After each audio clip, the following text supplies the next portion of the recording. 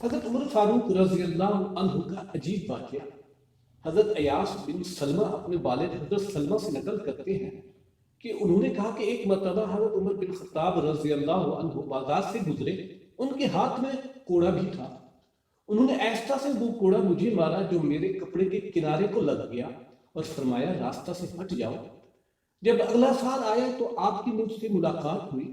मुझसे कहा कि ऐ सलमा, क्या तुम्हारा हज का इरादा है? मैंने कहा जी हाँ।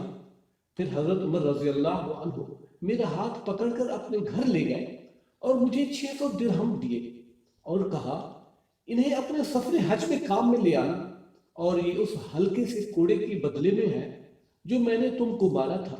मैंने कहा ऐ अमीरुल मोमिनीन, मुझे तो वो कोड़ा याद भी नहीं।